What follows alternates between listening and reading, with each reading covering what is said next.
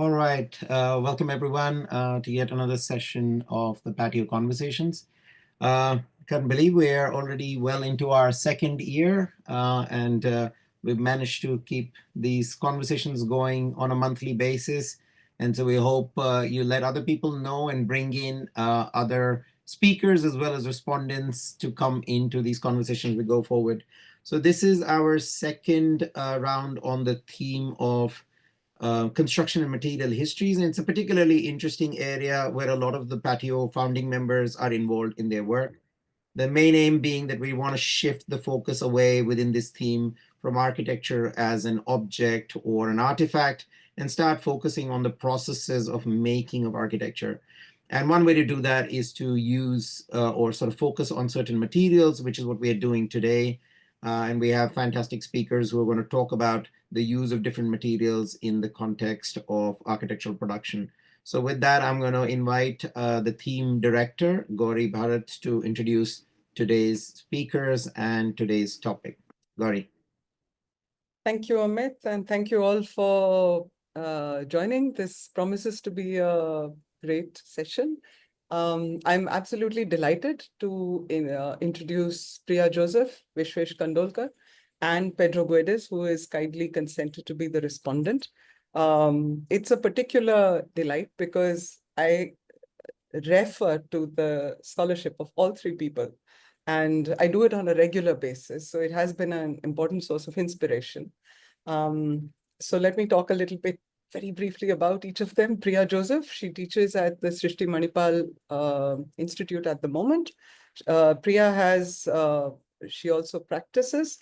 Her work that she's going to be talking about today is on brick buildings in South India and how the focus on brick opens up ways of thinking about the history of the subcontinent, particularly the peninsular region in the past 200 years or so. By focusing on brick, Priya brings out a lot of aspects, whether it's of knowledge, of skill, questions of standardization, number of aspects that she will talk about today. I started working on concrete a little after Priya had done this work, and I remember thinking, oh, somebody works on brick, which means something like this is possible on other materials as well, which is why I said, I have personally taken a lot of inspiration from Priya's work. And so thank you for agreeing to do this, Priya. So Priya will go first, and then she will be followed by Vishwesh. Vishesh Kandolkar teaches at the Goa College of Architecture. Again, I know of Vishwesh's work. Uh, Vishwesh's work on Portuguese colonialism in India and the ways of looking at the Portuguese archive, the Portuguese colonial history, and the fact that in some senses it predates British colonial histories was very revelatory for me personally. What he's going to talk about today is his very close reading of a visual history of the Bom Jesus Basilica in Goa. And again, having read his work, paying attention to surfaces, textures, material, but also the ways in which the basilica has been represented and invoked in political narratives. Absolutely fascinating and huge learning experience. And to respond to their presentations, we have Pedro. Thank you for joining. I don't know Pedro personally, but I have read a lot of his works. So this will be a conversation on material history, but also on questions of colonial cultural encounters and how the materiality of a work opens ways of looking at history differently. So should be an interesting session. Priya, I'll hand over to you now. Thank you, Gauri, very much for this very generous introduction. And thank you, Patio, for this invitation to speak today. In the next, I'm just going to try to bring my slide. I hope it's visible. Yes, it's visible. Okay. And so through this talk, I hope to elucidate, in a way, new ways of seeing this very humble, I say, brick, but also since today is the larger theme is material and its histories, I would like to talk about some examples of architecture in brick and its histories that many a times connect to, say, the Calvinistic approaches of missionaries who were here, the colonizers, and how that leads up to the neoliberal world that we occupy today. Also, bricks or material histories, as I see it, could be a medium.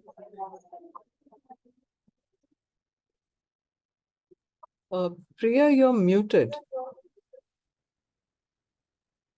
Oh, so maybe I'll start again then. Okay. From the beginning, I was muted. No, last couple of sentences. Okay. Okay, I mean, I was just saying that as I see bricks or material histories is like a medium to speak much more about craft, about standardization, agency, decolonization, and much more that links the larger world. And I use some of the examples from my book, which is titled Brick Architecture Craft in 19th Century South India, Reading Buildings as Archives.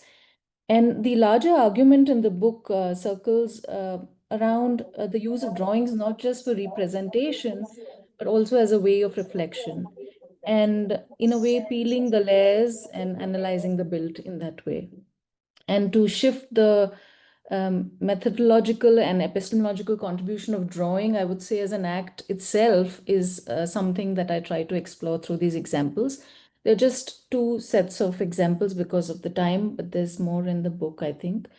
But I think in some way, when I was looking at this, it also cuts across disciplines because, these concepts of standardization, agency, decoloniality are also in other art forms or linguistics or music or viewing. And that was very interesting. I don't know, maybe in the discussions we can look at it again.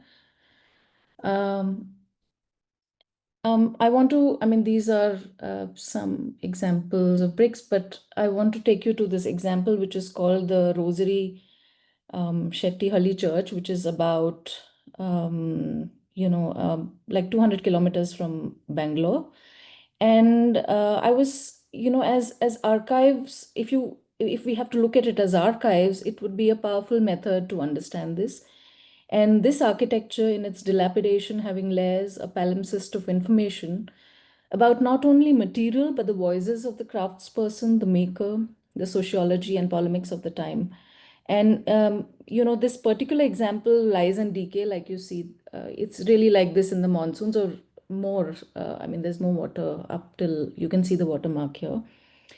And it presents in a way a great opportunity to interpret them through physical measuring and dissecting rhetorically the joinery, material choices, what the ruins mean, what the layers mean, because it's naked and visible. And this happened because the construction of Hemamati Dam and Reservoir in 1960, the church got submerged, but it was built in 1810. And this method, what I'm trying to use just the tectonic lens of making, of joinery, of fixing, and what does it reveal? So when we were doing the measure drawings, and only at that time, I started to understand on the right hand side, there's a little drawing. There were 9 kinds of bricks and 9 shapes, which was very revealing. I mean, if you look at it only stylistically, it doesn't reveal itself as such. But this was possible because you look at it from, in the sense of technique. You will find the first mention of this church built by Antoine Dubois, who lived from 1765 to 1848, a French Christian Catholic missionary in India. And of course, you won't find any mention of the local craft technique, which is sort of unique, the making of these bricks in a certain way. And he wrote a really large piece of work called Hindu Manners, Customs and Ceremonies, and which was translated in 1906. Who facilitated this, but also there were other techniques which become very revealing once you look at the tectonic working of the place. For example, in this, I mean, this is the portrait from the book, and this is the facade when it's not submerged in the summer months. This is in the monsoons. So I mean, it's also sometimes we document these histories for it to remain. I don't know how long it remains. So also this example, for I'm not going into all the details because of the paucity of time, but the some of it has these Madras terraces and bricks on edge on the aisles, and very Gothic, neo Gothic kind of otherwise style. So it's this really mixture of so many types of bricks, semicircular, triangular bricks, just to, and it's very obvious that a lot of decisions were taken on site. So these kind of, I mean, this example, which is more elaborated in the book, but it presents these nuances only when reading from the making of it and from the history of the material itself. The other, framework within which I was working was to look at drawings as reflection and not just representation. And it was interesting to see these buildings, which I worked with some students, except also it was an invitation from Gauri to take the studio. Um, these are chatrams which are in Tanjavur, which is in Tamil Nadu. And with careful observation, drawing of these details, time spent on site, drawing smaller, very inconspicuous details, really with hand, not really any other technique. They give a very technical understanding of some of these layers. And there was a certain, this is completely in brick, all the details, the overhangs, the chachas, so it's really also what you see on the right, you see, columns.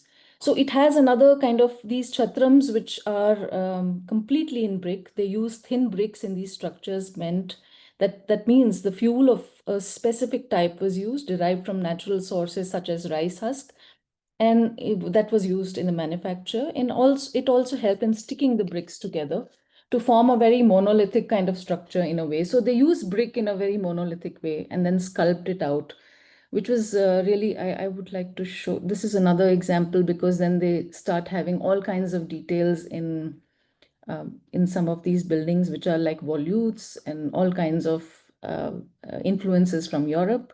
This is used as a, kind of a hostel block right now, but it's really, these are 18 buildings. And they were built by Sarfoji II and other Maratha kings of Tanjavur from 1743 to 1832.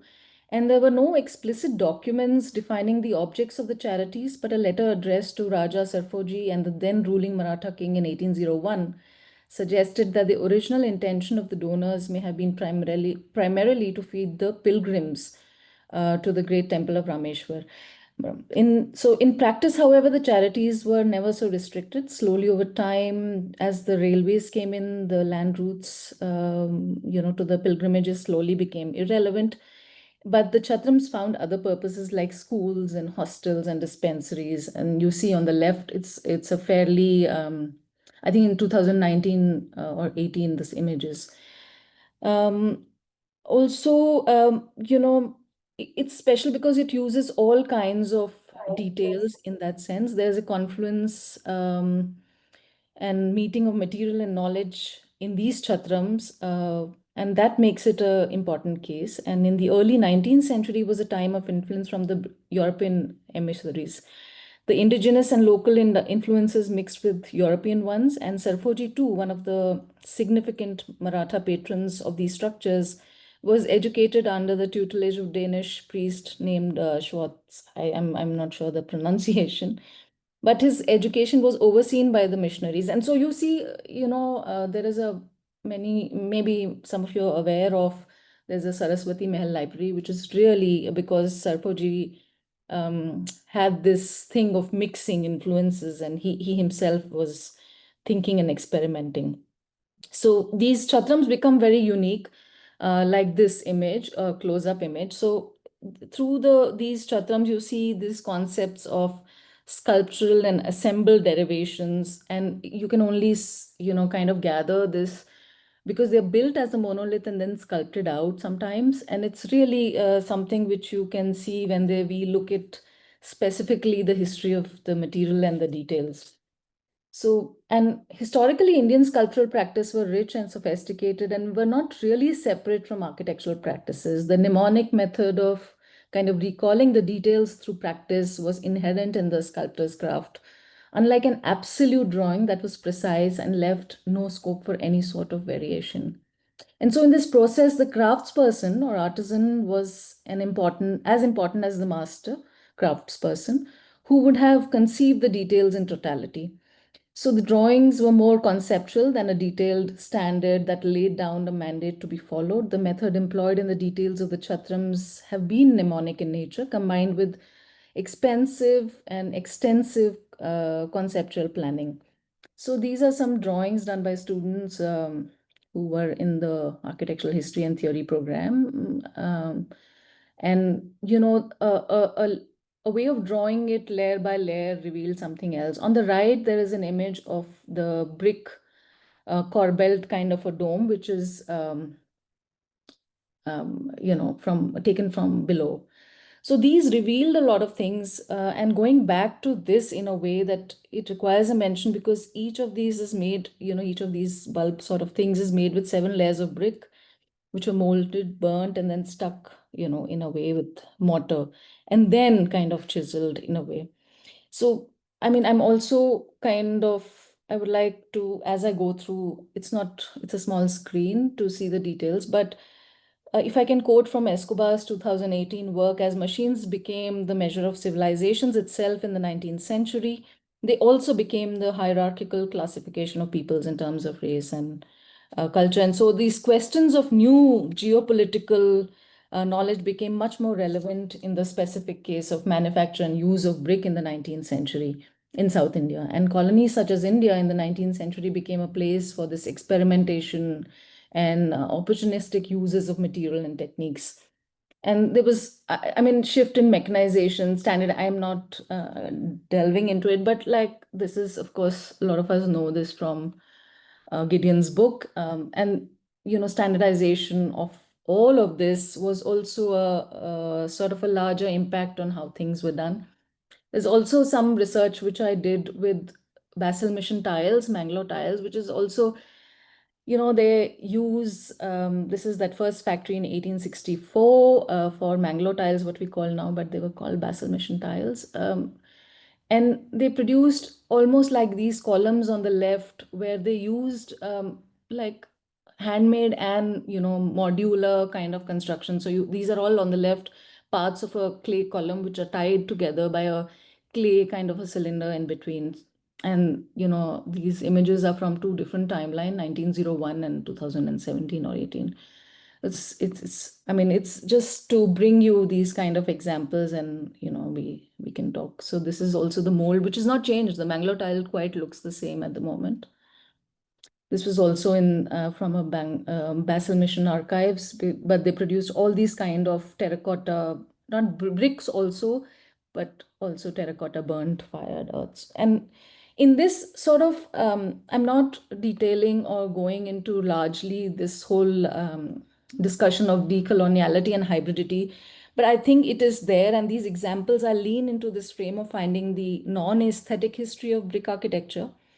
And like many contemporary scholars argue for decolonization to be defined as the history of the present, history of what happened in the 20th century and beyond, looking at buildings as archives providing to achieve sort of the same.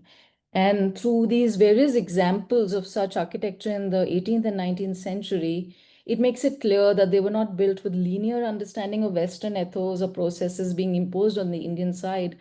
Rather, the interactions between native and, I mean, I use it with caution, the word, and colonial agencies were non-linear and complex. Introduction of colored bricks, like you see this plate, this is mentioned in the 1864 Professional Papers of Indian Engineering, the use of Indian plasters, the standardization through Public Works Department, all of these were manifestations of the Indo-British intermixing. And intersections in sort of oppressive encounters also leads to some sort of a very important knowledge. And while the material history of brick is complex with intersections and overlaps due to the Industrial Revolution and scale of economies, colonial and indigenous tensions, it positions material histories as, I think, important conduits to understand construction and the way we built and we also live today. So I mean, it's a shortish kind of thing. And I hope I've not gone over time, but that's it on my side. Thank you, Priya. Yeah, almost on time, so we are cool. We'll hand over to Vishesh now. Vishesh? Sure.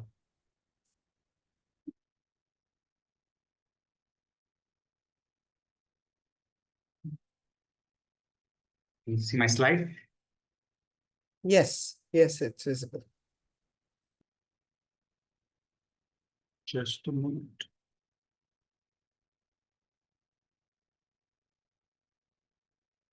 Okay.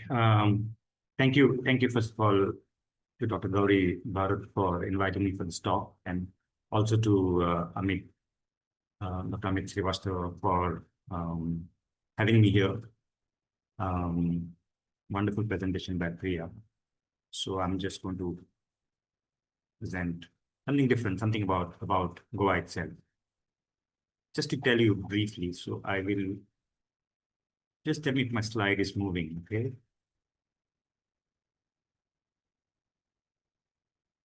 Not yet, in case you've changed slides. Yeah. Yeah, it's changed. Yeah, it changed now. Yes, yes, yes.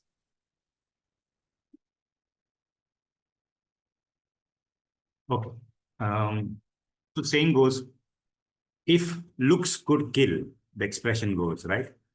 Were this the case, then the 16th century Basilica of Bom Jesus, which is one of Goa's most iconic monuments, may well become a victim of its own famed appearance. So this presentation, essentially, I want to enlist the visual history of the structure.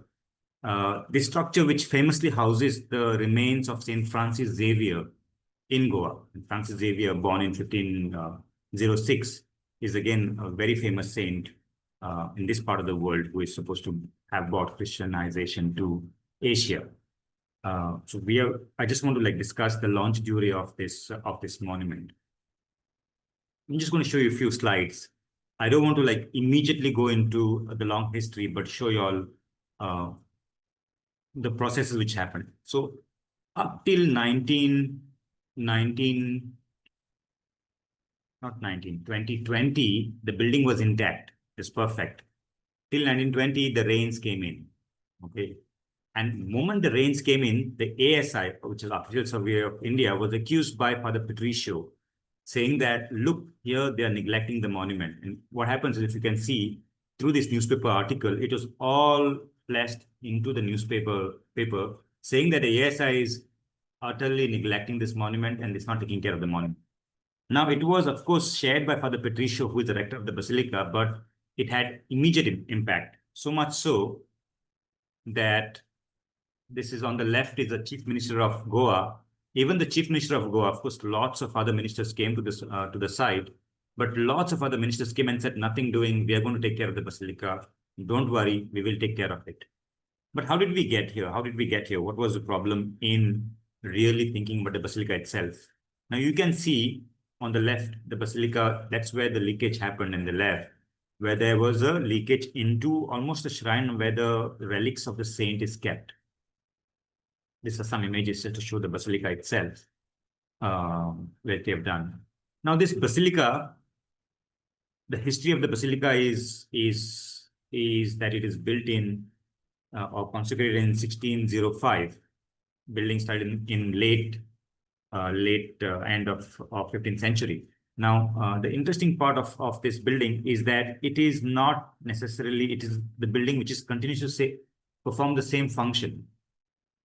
One of the things that this building is a Jesuit building, and one of the things that this building is ongoing is that you can see that there is not just that the rains came in, but the rain itself has been hitting the building so badly that you can see that the details of the building, which is supposed to be, in this case, classical elements, that it is done or modified and done in not any ordinary material, but material which is laterite stone, which is locally available here. So all the classical elements have been locally adapted and done and constructed by many times local masons and local artisans, right? But these are getting founded. 2020 was one example, but after that there was Tautki as a rain storm which hit Goa, and after that there's been like the rains. In fact, this year the rains have been so intense. Father Patricia has been saying that the wetness which comes from the walls of the basilica remain up till December uh, when they start celebrating Christmas. So it has been like a really ongoing problem of the basilica. But how did we land here? No, that's why the whole topic where I'm thinking about how looks kill. Just some more images, right? Now, one of the things that I want to show you here is that how did we get here? How did we get where the plaster of the basilica, it's exposed stone? Now, classically, the building was not supposed to be exposed. It is not supposed to be exposed. In 1952, they removed the plaster of the basilica to make the building exposed. Now, where is this whole removing of the plaster or removing of the render, external render of the basilica coming from? There are two, three things that I write in my book. One of the things that I write is that it is the ideological project of showing the buildings to be a very old building. In this case, in 1952, the political ideology was that Salazar ruled Portugal and Nehru ruled India. There is a conflict. Nehru wants to take over Goa, and Salazar is saying that, no, this is part of Portugal. This is Portugal, in fact. And in order to do that, they have a huge exposition in 1952. I can show some slides about later on. And in that exposition, in order to show that they are doing some work, they get in one of the persons called Baltazar Castro. And Baltazar Castro removes the external surface plaster of the basilica to showcase and, in fact, to kind of medievalize the building, to make the building look older than what it is, right? And this is not something which is only in Goa. In fact, in Salazar-ruled Portugal, this is also being done with a lot of other buildings in Portugal itself. This is an example in Portugal, another church in Portugal where they removed the plaster. Of course, the difference is that once they remove the plaster there, what they have is a very different stone, much more harder stone than the stone that we have here in Goa. Another example in Portugal, where they're trying to again medievalize the building, make them look older. And in some cases, like the forts, they also want to change the idea that they are buildings which are pre-Renaissance. So in Portugal, in fact, or in fact, even if you see in France, they're trying to go back to pre-Renaissance period to establish the long lineage of European architecture. In this case, sometimes it is Gothic architecture as well. So removing of the plaster in 1952 is the reason why the building continues to suffer even today. What we see today is not the way in which the building looked before 1952, right? You can see this building. This is a picture which is taken in 1935. There was a commission which came here, and you can see that this whole building is plastered. This is 35, and I just want to chronologically trace the building's plaster. This is 35. This is 51, right? 51, 52, just before it is being removed. You can see the entire building is having its plaster. It is lime rendered and whitewashed. Okay, and the whitewash happens every year after monsoons. And this is the exposition 1952, which led to the removal of the plaster itself, right? I don't want to go into history of the exposition, but it's a huge period where the body of the saint is brought down and huge number of public come to Old Goa to see the exposition. We just finished the exposition last year. And in this case, in 52, the exposition is that at the top is the basilica. They took the relics of the saint and they take the relic across to the Say Cathedral in 52, and that's where the saint is kept on exposition. And then you have huge number of people coming in. Now, this is a picture from the documentary from 1952, and you can see in the documentary that the plaster has been removed. So, which means that it is done specifically when you know that a large number of people are going to gather during the exposition. And the people who are gathering here are not just people who are coming in prayers, but also large amount of public press, international public press, the press coming from all over the place. So the idea is that you're going to showcase a very so-called Europeanized culture, very much Goan, but Europeanized culture. But also you want to showcase many other kinds of things on display, exposition, laterite stone, architecture of the building, among others. So the ideologically prompted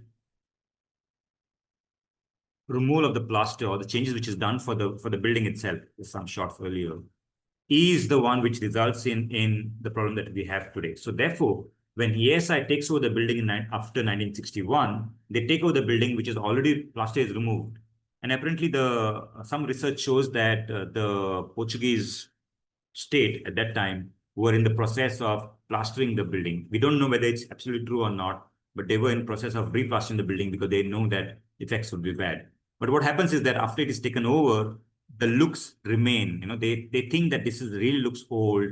They can connect it to kind of regional identity. And I do like all kinds of work and thinking about what does exposed plaster mean in terms of this time period, what it means to Goa, what it means to India, for instance, and what it means to the idea of modernism. For example, we know that modernism is obsessed with surfaces, sometimes brutalistic surfaces. So in that sense, this how conservation also plays into the whole idea of creating this kind of really old medievalized images also have to do with the time period in which it is being done, which is 1952. Also the time period where you are really also obsessed with surfaces of the buildings.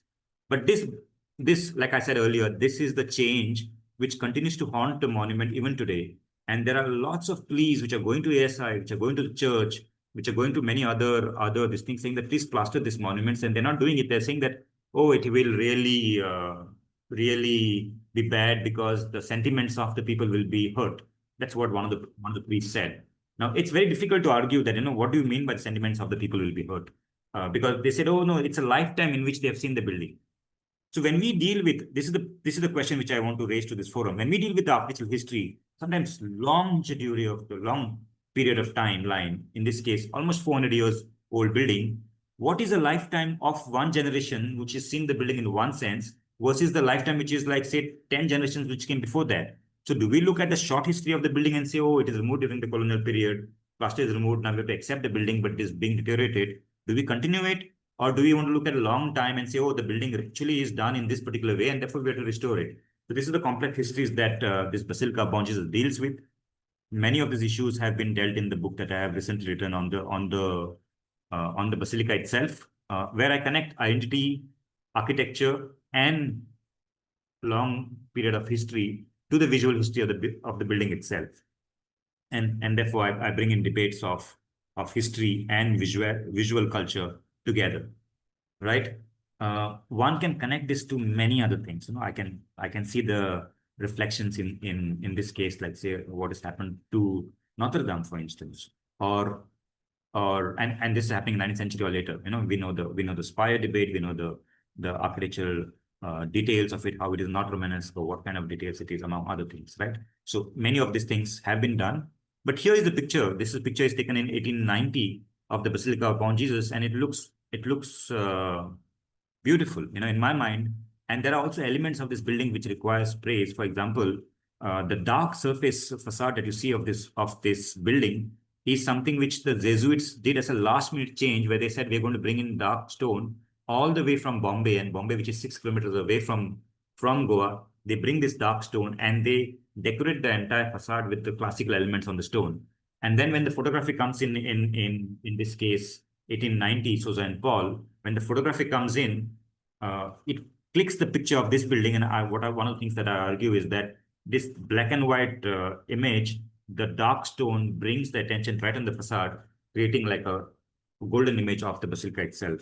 So in that sense, we also tend to lose into thinking about, when you think about sentiments of people, or when you think about certain people who start arguing that, oh, it should not be going back because in my lifetime, I've seen the building in a particular way, sometimes really creates fault lines that we cannot recover from.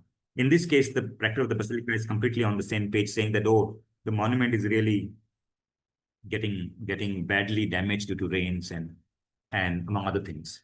And this is also the place that I just want to place. I know I'm running out of time. I want to place this whole thing of climate change. Like, for example, in the rains in the 50s is very different from the rains which are happening right now because of climate change. They are much more intense. They're coming in short bursts, and sometimes they are much more heavier than earlier. And this has been recorded and Goan, this thing, by various other scientists who are mapping rainfall, among other things. They are seeing this rainfall. And there's also urbanization, which is increasing the surface level water, among other things. So apart from just the visual history and rainfall, among other things, There's also this later conditions of climate change, rainfall, among other things, which start affecting the basilica itself. Therefore, if one would go back again to the point, if looks could kill, then it is really damaging this building, because we are falling in love with one kind of looks of the building. And this again, earlier picture, this is 1855, right? I won't go into this history. I won't take into that.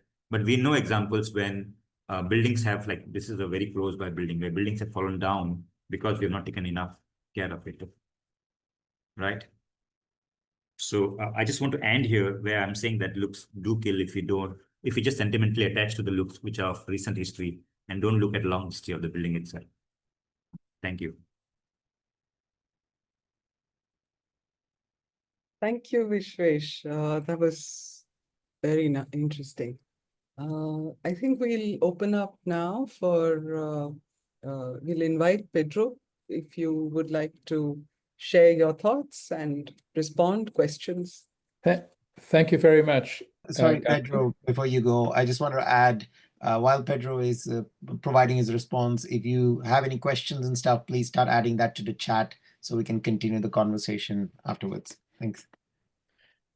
Okay, well, look, thank you for inviting me to this patio. I have been an attender on numerous occasions, and I find the discussions and presentations really interesting. I really enjoyed first Priya's presentation, in which I would characterize it as finding the poetics in the pragmatics.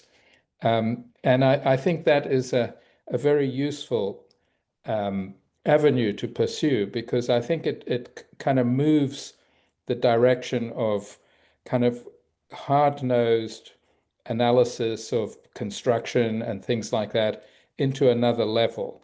And I think that's quite important, because I think it sits in the hierarchy of architecture and the making of things at a low level compared to greater concerns of aesthetics and stuff like that. And I think it's quite a good thing to kind of position it as something that brings the opposites together. I really enjoyed that paper or that presentation. And I think I also liked Vishesh's presentation on the Bom Jesus, because I'm a Portuguese person by coincidence, and I grew up under the propaganda of the dictatorship in Portugal, and my father was an architect, and he actually, one of the jobs he did was to restore a fortification in Lourenço Marques, the city I grew up in. And the restoration was actually a fanciful reconstruction of something that had never existed. So, and it was coincidentally, it was also in a form of laterite. But the interesting thing about all that is that propaganda and buildings in a tough regime like the one we had is very important. But I particularly liked the Bom Jesus, because it belongs to a family of buildings made by the Jesuits that are actually sit between the very uptight formal buildings like the cathedral in the Sé in Goa and the San Caetano, the Cajetan. They're all kind of trying to be European. And I think the Jesuits were actually very interested in making buildings that belong to a local situation, not as successfully as Santana, but if you look at the buildings they did in Dio or in Versailles, they have a kind of more respectfully local character. But a really interesting thing, I don't know if you are extending your concerns to buildings outside Goa, but one of the things that I've come across is the movement of Indian craftsmen from Gujarat, from Diu, to Ethiopia. And they built they built a very large church at a place called Gorgora. I don't know if you know that. And it's in ruins now, but there are still the remains of a vault with the same coffering as the church in Diu. So, but I think so that is actually also doing kind of forensic anatomy, which is what Priya was doing with the church that's being flooded, and it's reassuring that that one can discover things that you would never discover if the building were intact, because I think buildings are fated to fall apart. I'm always amused at the amount of effort that goes into restoring buildings from the modern movement that are built really badly and require enormous amounts of attention. I mean, I was in Ahmedabad when the terrible embarrassment of the steel in Louis Kahn's building began to kind of blow the bricks off, but there's all this kind of feeling for preciousness, and I think buildings actually do have an amazing evolutionary history. Sometimes they fall, sometimes they get added to. I mean, the Bom Jesus in Goa actually had those buttresses put on because there'd been a fire that kind of burnt it, and the roof has changed.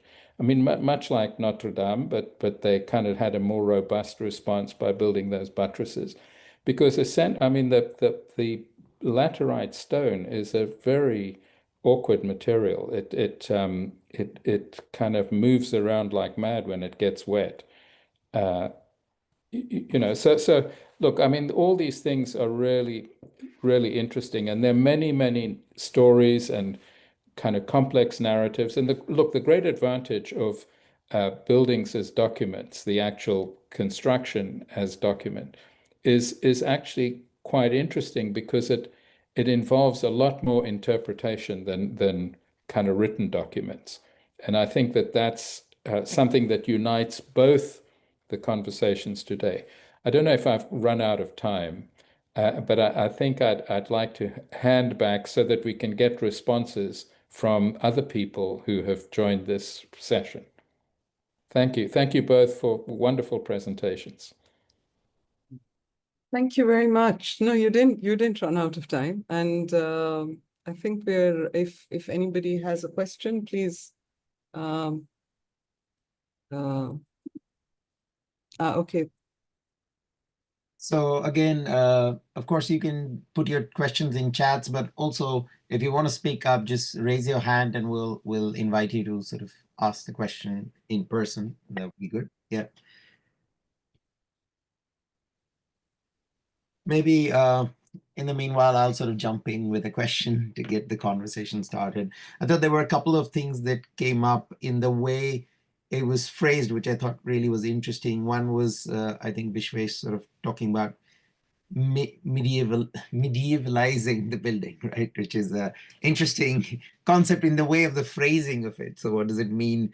And what does it mean for the people, and why do they even care that something which is medieval is somehow more valuable in certain sense? And the other one that I liked was when Priya characterized the non-aesthetic history of brick architecture. So for me, that really brings out that idea of how we warp the sense of history with this idea of the aesthetics, which, either it's a technical aesthetic of a building which demonstrates some interesting approach to brick architecture, which we find technically valuable, or on the other hand, by creating this aura of something being medieval, adds certain value to it. So I don't think it's really a question, but more an observation on trying to think about how does that question of aesthetic get sort of intertwined with the value statement in history, and going back to what Vishesh is saying, and that of course changes, and then as it changes, this question of authenticity then gets warped.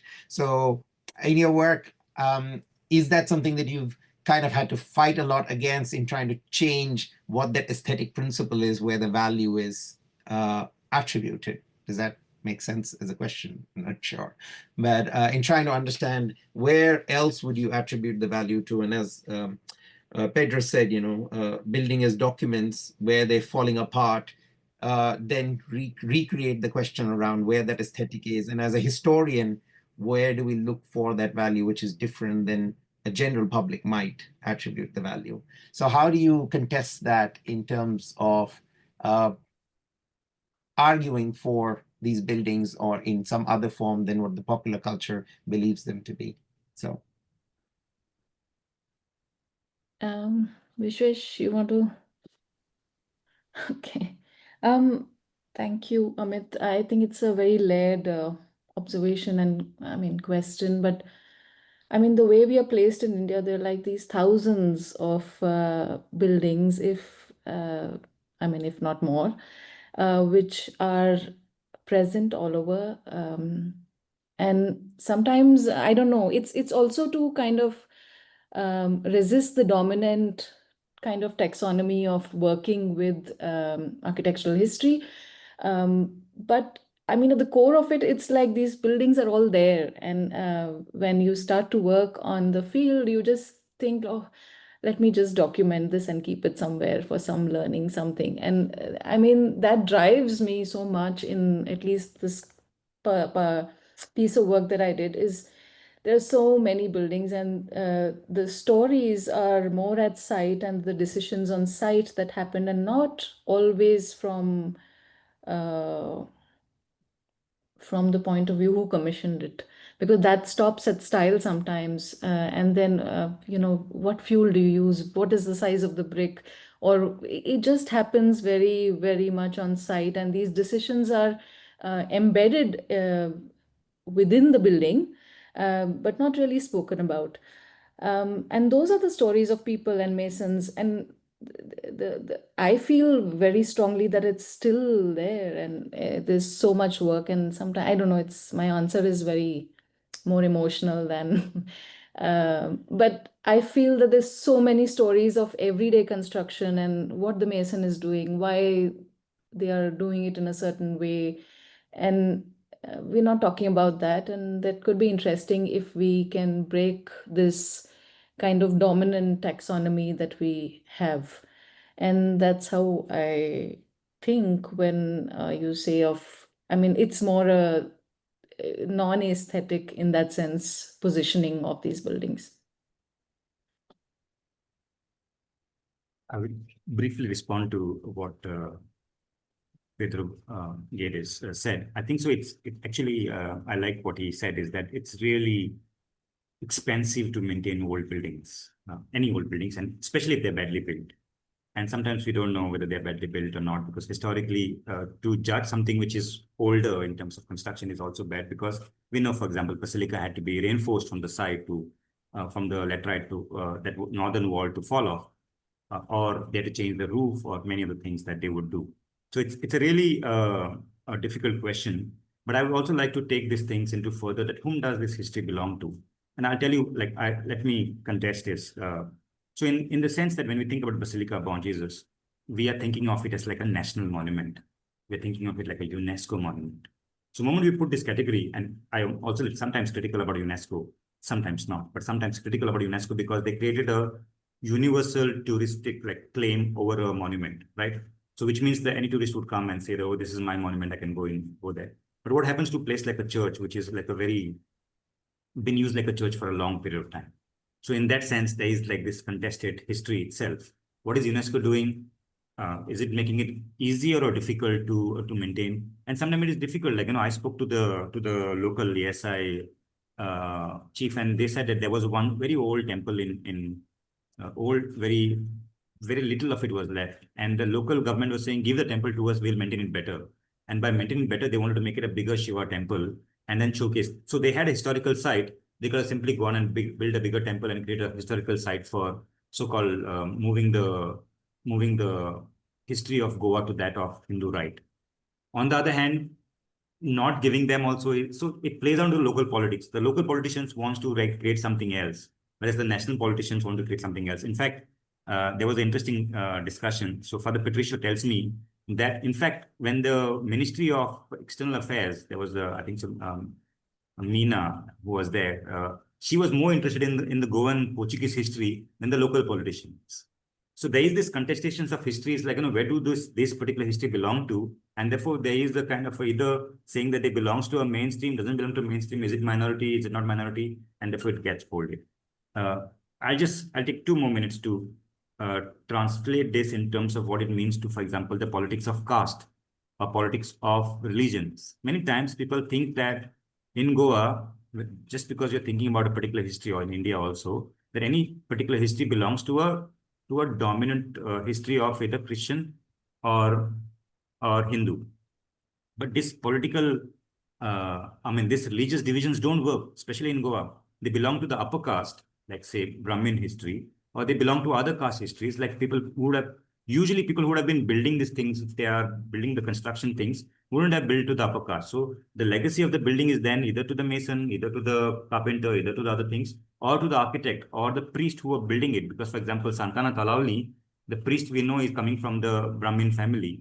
And for them, it was a big thing, because before that, they would not allow any of the Brahmin or Kshatriya or any other things to rise to the higher ranks, because it always would have been the European white priest who would be ruling this thing. So the politics of sometimes long historical periods is so complicated, because we do not know exactly how do we really pin, and sometimes therefore answer the question of what the current population poses against, like, whose history are you trying to save?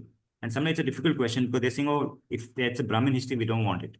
And that's a very difficult question for historians and people who are interested in heritage, because we are not able to like place those things in a proper lineage. And sometimes it's all right, we should be all right with messy histories or messy contested heritages of these things, and we should say, oh, this is accepted things, and therefore we should also be overcoming that. So being emotional is one thing, but also being pragmatic about where do the histories belong to. Because now in terms of temple histories of Goa, for example, there's completely different politics which is going on. But that's for another topic, another person maybe.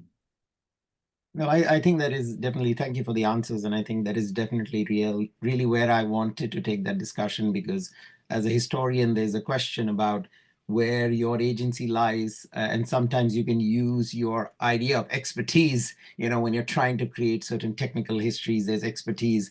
But when you start talking about, as sort of Priya said, the story of the people and the Masons, which is embedded in there, then that expertise kind of becomes questionable, and how do you bring those things, ideas? Anyway, we can continue on that. It's a long going area of discussion in PATIO around methodologies. But let's look at Poonam Verma's message, and I think it kind of follows on from what you were already talking about, Vishesh. So the question is, do we have any response or position from the UNESCO on the discussion of putting the plaster back? And while we are concerned at the continued deterioration almost for a decade and a half now, shouldn't the idea of authenticity in restoration help? So again, that question of authenticity and who describes what that is. So do you know who is blocking this scientific evidence? Yeah. I'm just reading Poonam's messages. Yeah. So I've got okay. So technical answers now, because this is like Basilica. So when you put the question to the, earlier there was Tahir, who is a ASI person. There was among other people who were there. They would say that we will listen to what the church says. And the church says, oh, we will listen to the sentiments of the people, and people are not. So the main rector, the previous rector said, oh, the sentiments of people will be hurt if we plaster it, because they want to see the basilica as a unique thing. So in this case, there is really, the blame is being put on the people's sentiment, because they are used to the particular history. Because even like today, it's just 70 years history, but 70 years history is enough for a very old person to say, I've seen the building always not plastered. So it's also about education. And I think so when something like sometimes like church relies on saying that sentiments of people will be hurt if we plaster it, is deflecting the question, and they're not taking the onus. So I would say that the ball lies in the court of the church and the ASI together, because if the building is really getting deteriorated, then both of them should take care of it. It's complex for them also, because they have printed this brown church, and in fact I also believe that the tourism stakeholders sell this church. Oh, brown wala church hai na, wahan jaane ka hai. So if they sell it in a particular way, and that the tourist idea of what brown church that you've come to has stayed. So sometimes, you know, the looks can kill is literally a thing. In this case, it's a brown looks, which is bad for its architecture, and the building is good for publicity and keeping all the other churches in mind. Seeing this Brownwala church in Old Goa is something which stays with me, is actually creating its downfall. So looks is literally a problem. Can I speak something here, Amit? Yes, of Is course. it okay? Yeah. that's fine. It's interesting. So, Vishesh, if we Yes. were to put a plaster which is in the same color as the exposed laterite, would that be okay with the people? I'm sure. It's No, just striking because we have been struggling with it for so long, you know. So And I'll why give you an example. UNESCO? Yeah. Yeah. If I'll we give you- have to find a middle way where the looks are, but then how can we let the building die? And it's about creating a consensus. So should we also actually go out and say, okay, you want the color, we give you the color, powder the laterite, mix it with the lime and put it back so that the building is saved. Will that be a middle way that would be okay? I think so. I think so. Let me just, Poonam Verma has been working on heritage of Goa for a long time, and she's also been part of the Goan heritage, lot of things, bringing things in Goa itself. So, Poonam, I mean, in fact, there was a meeting of stakeholders, the volunteers who come to help to organize the exposition, among other things. And I had to give a presentation to one of these volunteers. And for the volunteers, the building is most important. So if you really think that the public sentiment is getting hurt, no, public sentiment is not getting hurt. It is being used as an excuse to not to plaster it. Now, there are many other reasons that could be, I don't know the real reason. Sometimes, even I've tried to go and speak to the bishop and other things, but they're really reluctant. Vishwesh, I was just curious that it's color, one thing what Poonam is saying, maybe also this whole idea for it to look dated in a certain way, run down. Is it a romantic idea of something? I'm just curious to know that. These debates of heritage now, many of them will know, these debates of heritage about how to make a ruin or look something which look like an old ruin. The very, very old romantic idea, which has been there with English heritage, which is then with lots of heritage. So the idea of making look something dated and old and therefore claim that it's like really sacred is something which has been there. But I think so where Poonam and I are coming from is saying that if the looks are immediately important, then we can find a way to get around it. That's not a way of allowing because and if you go into the fine tunes of the thing, that the render of the basilica, when you do on a stone like a stone, that render, that external plaster is supposed to be the sacrificial layer, which takes the beating of the rain, which takes the beating of if there is a acid rain, among other things. So that's really the one which is required. So even when the plaster happens, even if it is brown or any other color, it will also fall off, or something will happen to it. But it will happen to the non-structural element of the church, and which is what requires to be conveyed to many other people. So that's something which is critical, and it's a debate which is like never ending.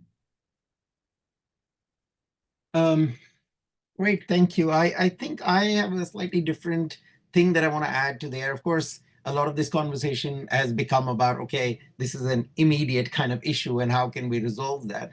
But bringing it back to a sort of broader sort of academic question, I want to go back to what Priya was sort of saying about when the Rosary Church is there and it's written about, then you said that the process of the making of the brick and the local craft techniques, that's been kind of, erased in the way that original thing is written. And this is really an interesting thing as well, because again, it goes back to the question of when we say something needs to be protected, what we are protecting and what is the value. And if the value for the general public comes in the way something looks, then of course, then their perception of what it looks like becomes important. But if as historians, we shift that conversation to the local craft techniques, what we are trying to produce. So, and I really have no idea about the plaster in the case of Vishwesh's example, but let's imagine that was a case where we could make a case about the plaster as as something that maintains local traditional kind of history. So I want to go to Priya and kind of talk a little bit more about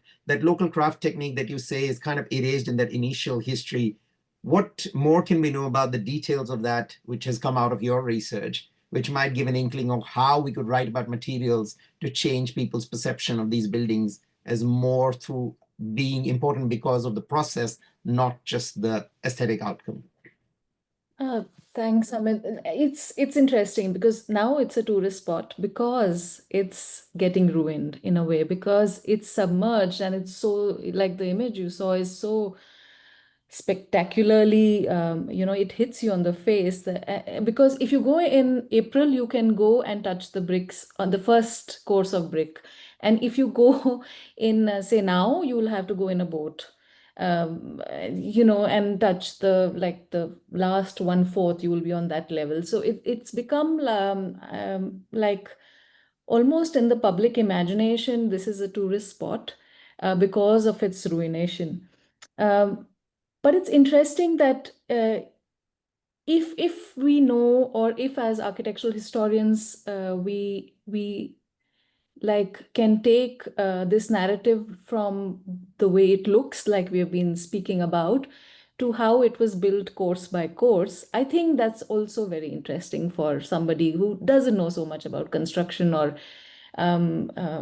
these kind of things. And it becomes, I've seen, of course, people who are from the surrounding, they take this kadlekai is groundnuts, they go in the groundnut fields, go sit there, have these things around. But also, if there was a way to bring this course-wise construction, then it becomes accessible, these kind of narratives, to everybody. And we did a small exercise to kind of create all the drawings in 3D.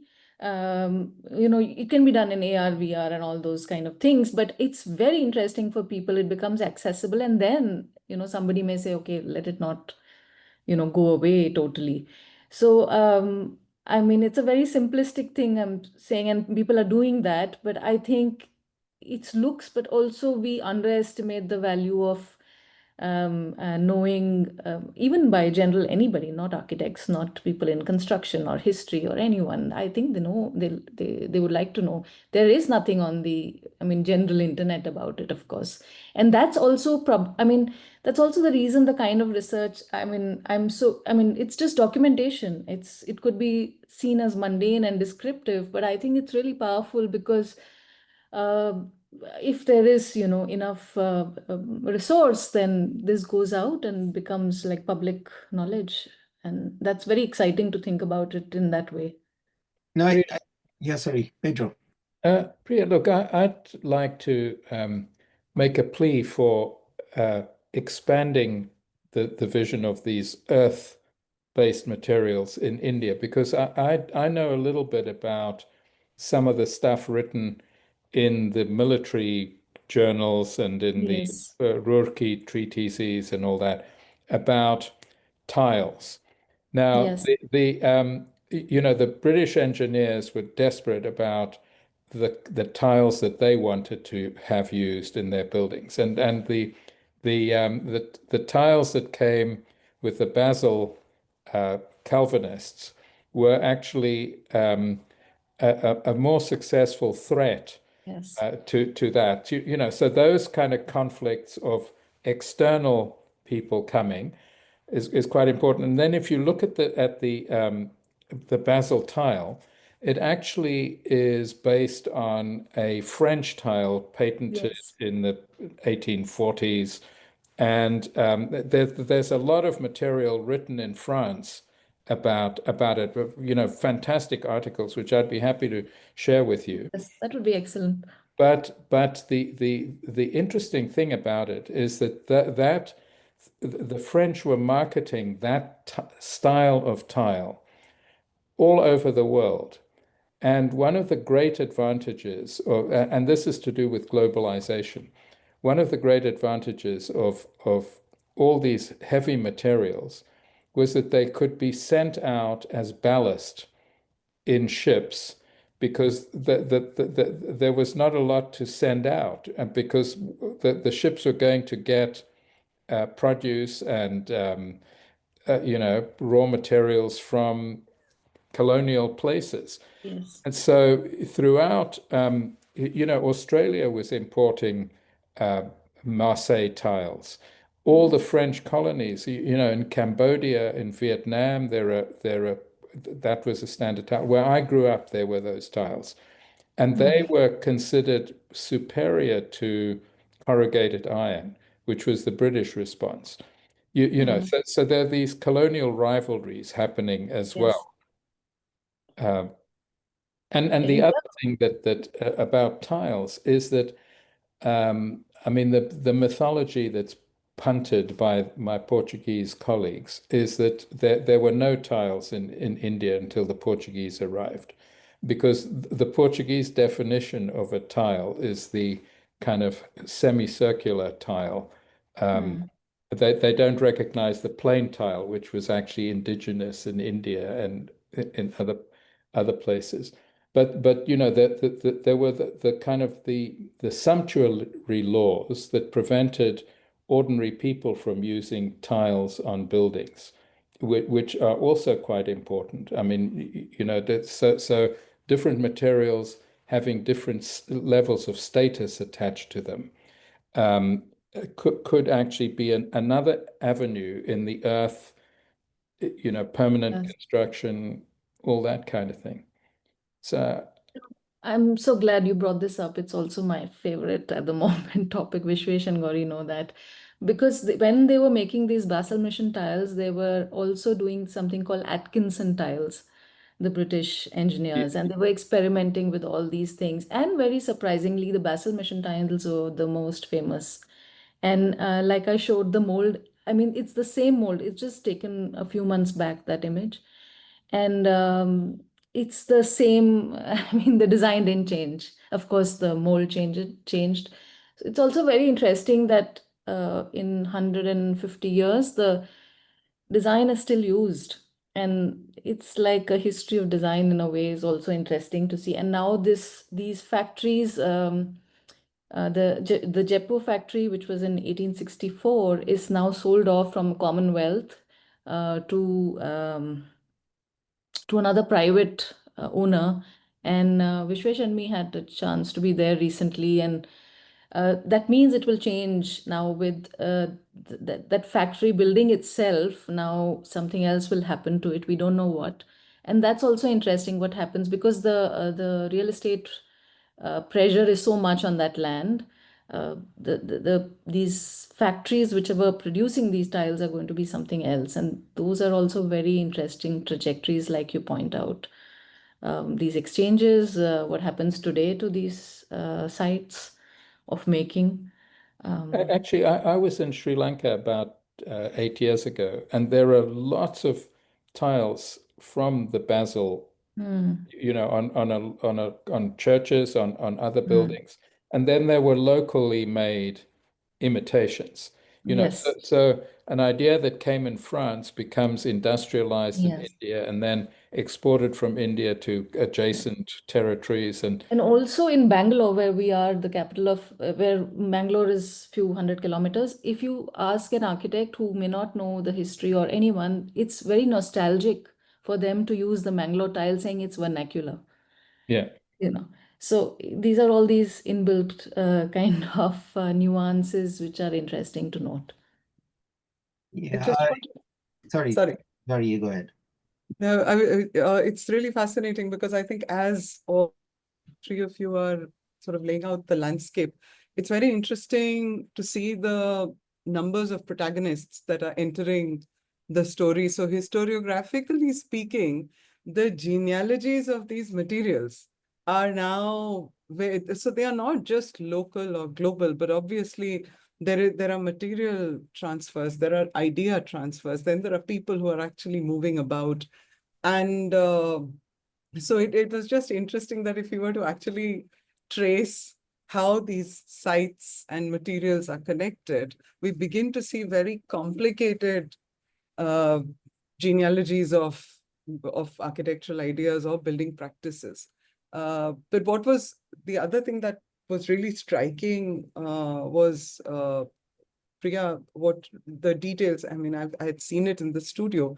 The fact that brick is used in a manner that is really akin to, so first you create a little monolith and then you carve it. So obviously there is a logic of form that's coming from somewhere else. And then, because you don't think of brick as being moldable in that way.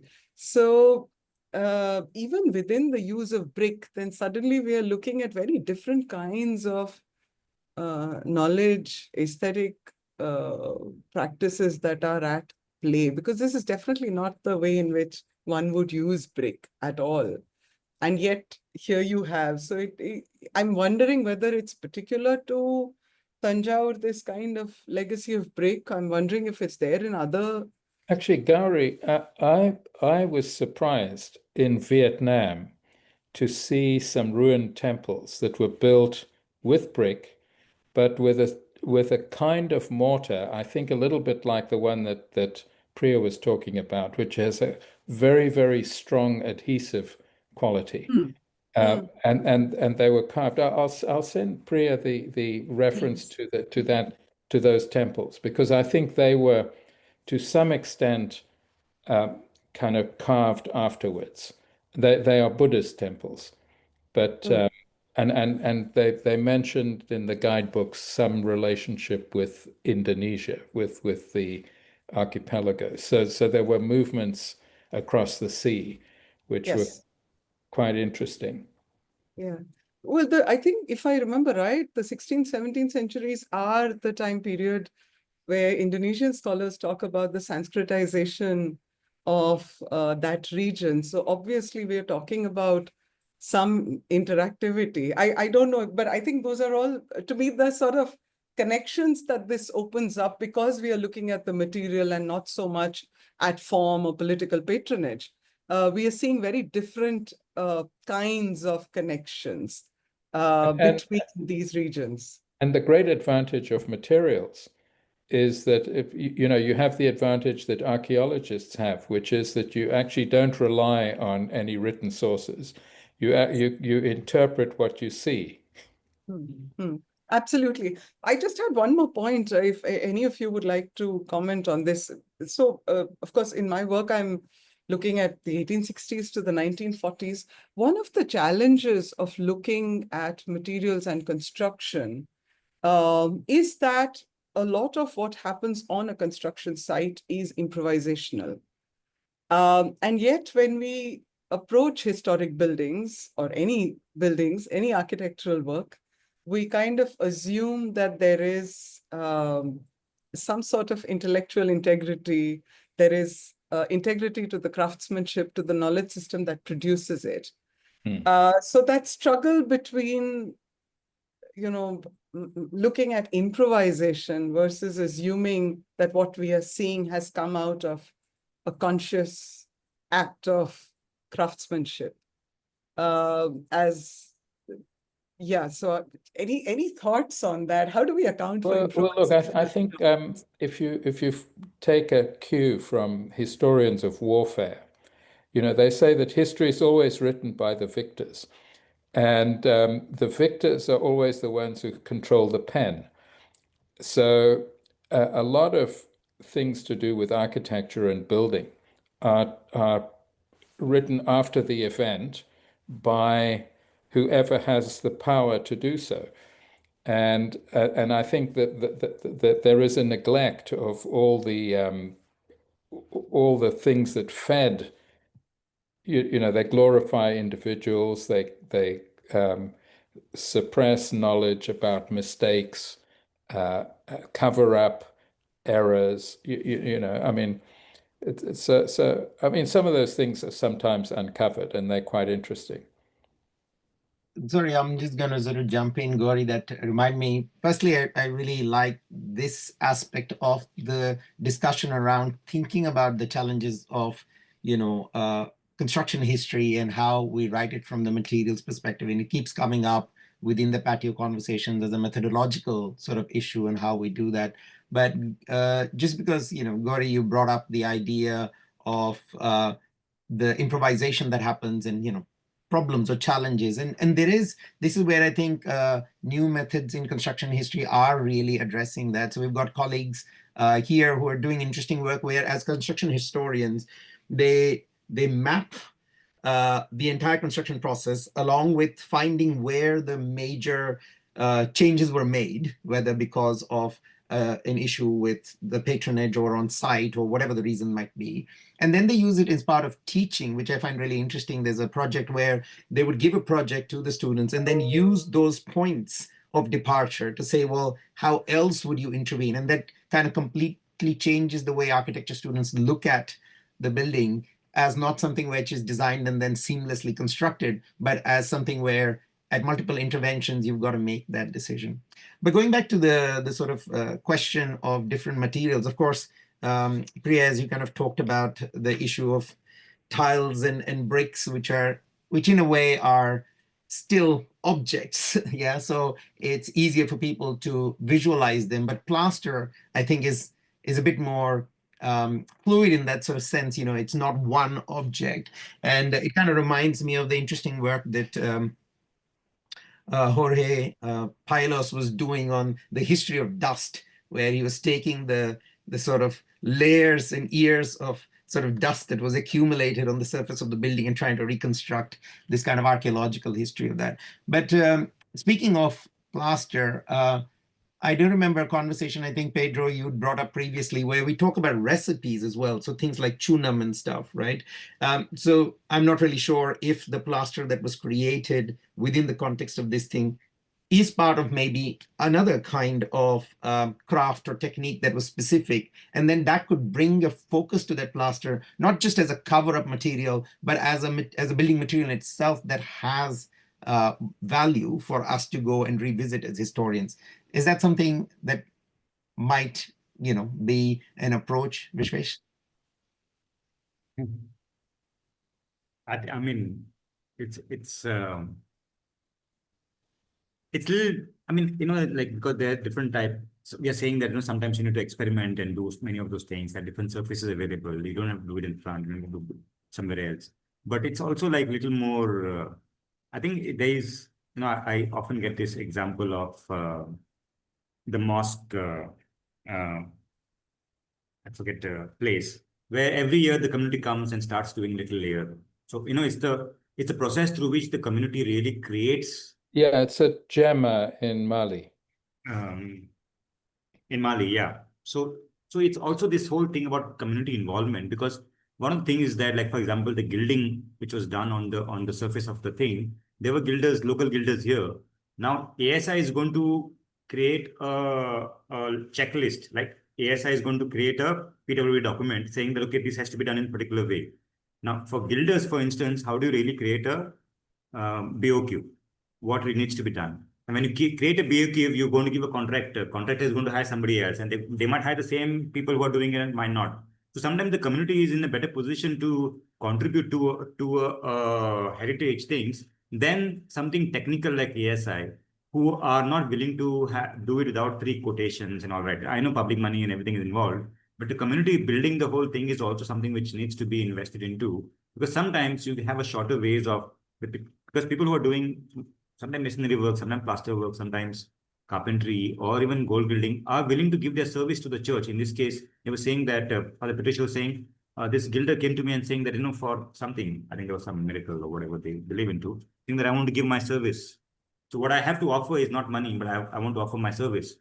And that's how sometimes this building could have been maintained for a long time. And that aspect is now gone. The community participation into way of giving to the monument through their service is not there's no formal way of having that. And that is something sometimes which is missing in this whole big thing about documenting and maintaining the question. So that is something so is interesting, important thing. As you were speaking, Vishesh, I'm wondering whether would you think of the plaster as, is the plaster historical?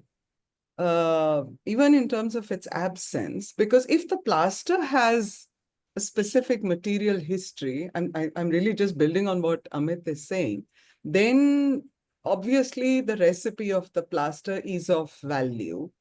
And then I suppose one would, make the effort of finding parts of the building where fragments of plaster exist. But I think it's a methodological question. It's an intellectual question whether the plaster is historical.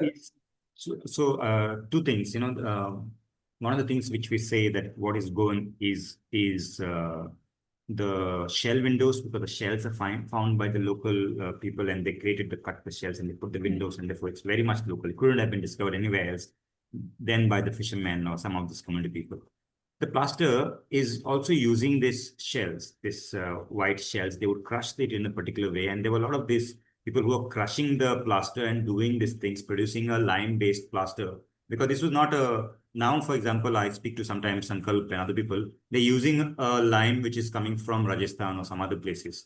But this one was completely local, completely, I would say links to oceanic histories more than this thing. So there would be connections going back, not just here, but to Philippines and to other places around, which is why the plaster here is not any other plaster which is found in other places, but definitely oceanic plaster, if I have to use the term, because coming from the ocean, the methods involved are to deal with that. And sometimes some people say they would use different materials like joggery and other.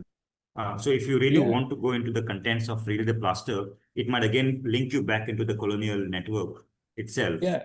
Well, look, one of the things that I find really interesting is that the first major publication in English about mortars and plasters was actually published in Madras, in Chennai, by Smith, right? A couple of years before his rival in Britain did such a thing.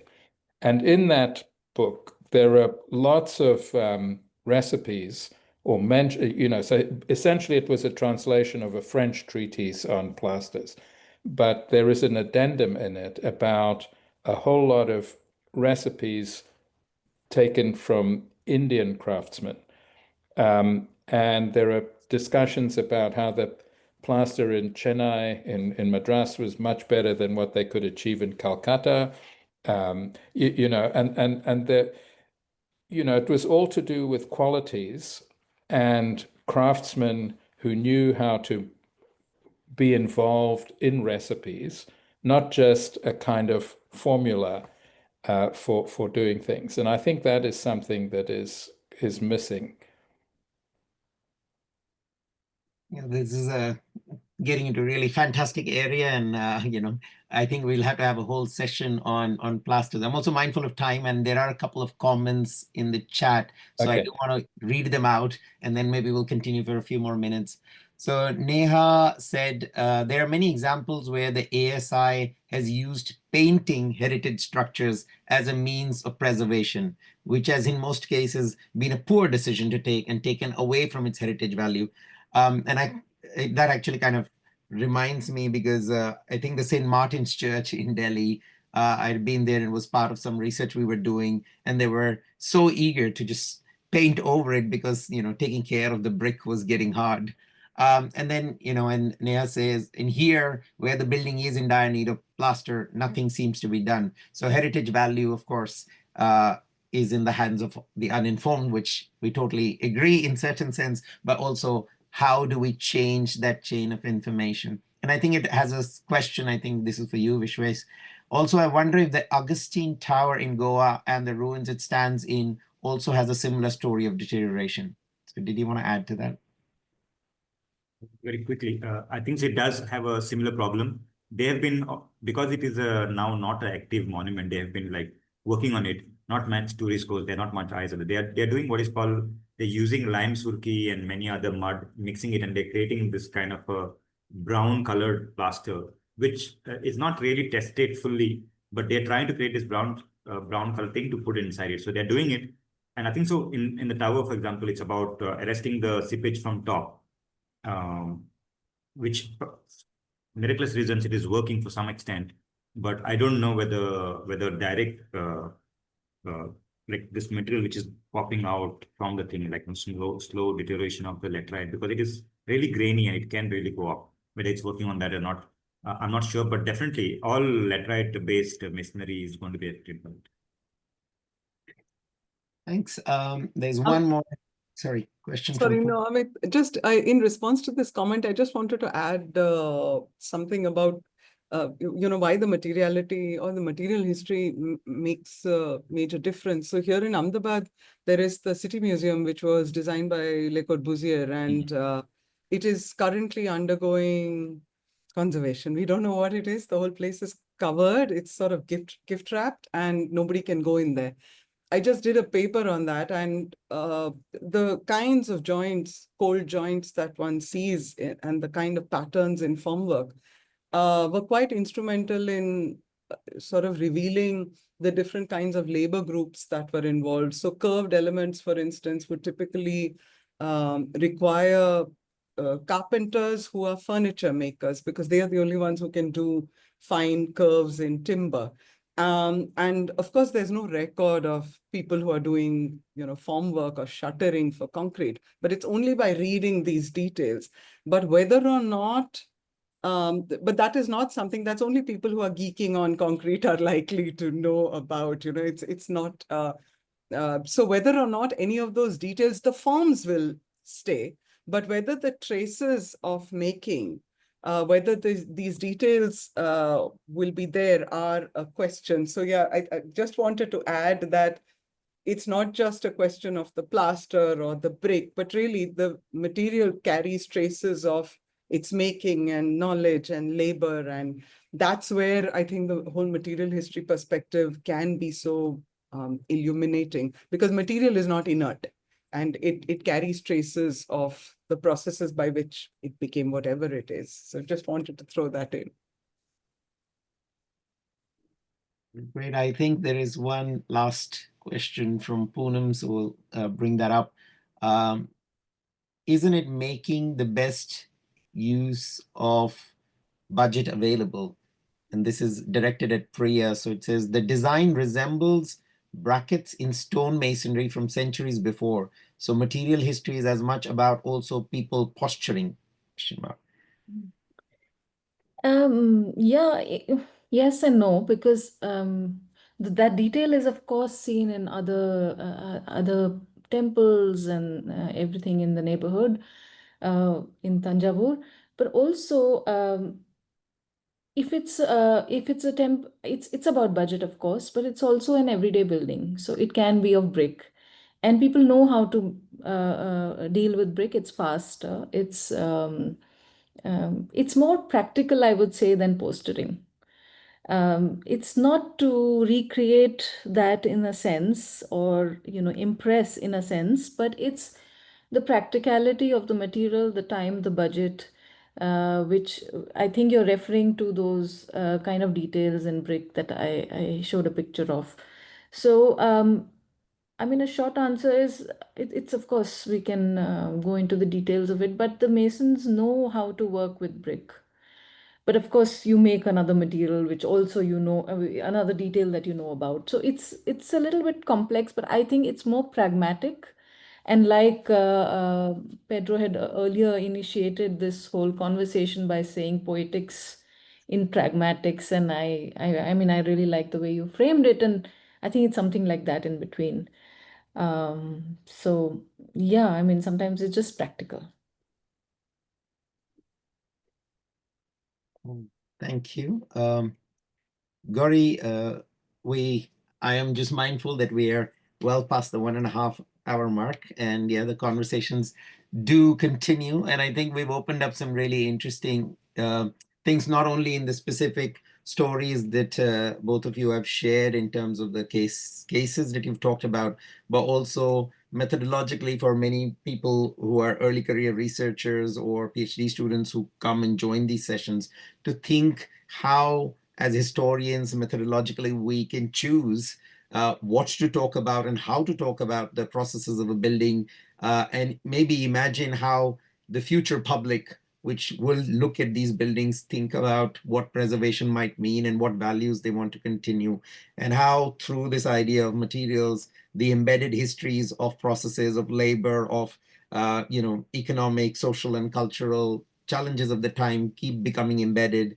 But I think, yeah, it's a really interesting area. It's something that we're continuously talking about, and it's one of the themes that Gauri and I lead because of our personal interest in this thing, but it does open up a lot of these sort of questions. So I will just bring Gauri in to have any final comments and thank the speakers, and then maybe we'll close for today and we'll continue this conversation next time we can bring this theme on.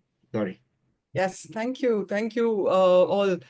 Yes, like Amit said, something that's very dear to us. I mean, you look around and now we forget that there is a building, we're really only looking at materials very often. But it's been really interesting. And like I mentioned at the beginning, I know of both your work and how much it opened up ways of looking. But I think more importantly, your deep empirical readings of these sites presents, because these are then no longer kind of abstract or intellectual concerns. They are more real concerns of what happens to these buildings. What are the points? I mean, who would have thought that plaster would be a point of contestation? But clearly it is.